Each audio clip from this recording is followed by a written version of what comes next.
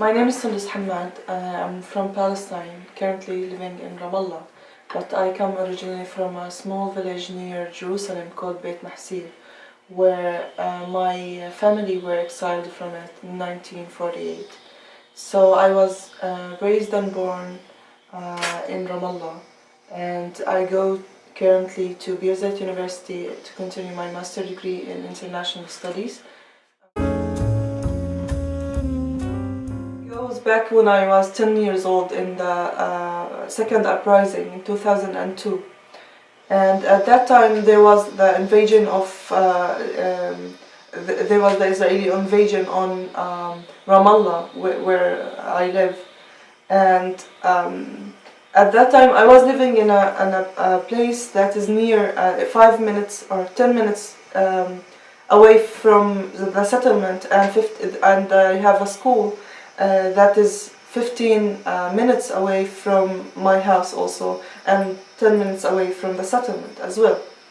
So so at that time there was at the invasion there was a curfew on Ramallah, where Palestinians families couldn't go out until certain times. So for example, like we were banned from going out of the house for several days, and then the Israeli occupation gave us like a time to go from 4 to 7 p.m. to purchase our essential things and go back home. And for the first 1 or 2 weeks we couldn't go to school at all. And because the families were really afraid, even if there was no curfew at that day, they were really afraid that their children will be hurt while going to schools.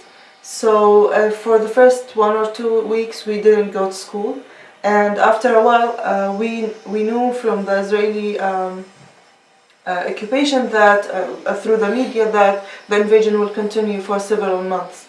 So the schools and the families decided to to let the students go to schools.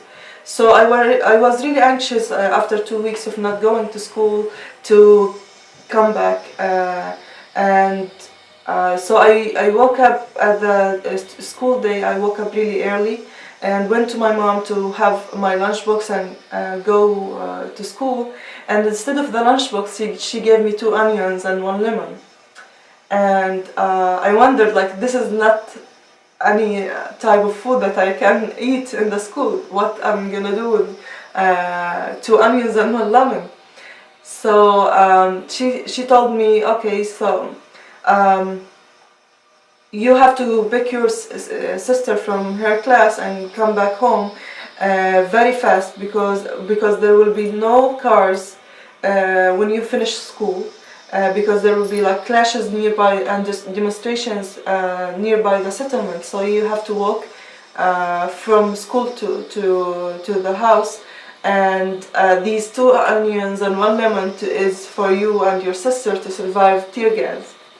And I was like, what? I'm 10 years old, what I'm gonna do with these things? So I started like thinking that, oh, it will be like an action movie and I will be the hero of this action movie, where I will let my sister survive of tear gas and we will run home and everything will be okay. But that wasn't the case, unfortunately, because once we finished school and we were walking back home, there was like the clashes were really near the school, and going back near the clashes we could see the tanks and the soldiers, and we could see the Palestinian young people who were throwing rocks at the soldiers defending themselves, and the soldiers pointing their rifles to these students. So I was holding my sister's hand, where she was at that time in her 1st grade. I was walking back. I was walking with her and holding her hand. Then we stood 100 meters away from the clashes and demonstrations, and we were looking at the boys, and we were looking. We focused on one child. I think he's almost 12 years old. He was throwing rocks at the soldiers, and there was like this soldier that pointed his rifle towards him and shot him in the legs. And we at that time, we like me and my sister, like we were really scared of what we saw, the blood, and because that child was really young, like all the people in the demonstration got more angry, and they started throwing more and more rocks. So the Israeli soldiers sent more, like they threw more and more tear gas on them. So at that time, me and my sister couldn't breathe because of the tear gas, and we shocked. I forgot about the onions and the lemon, and the only thing that I could think about at that time is the fear that I was living in, that I'm gonna die, and my sister is gonna die also.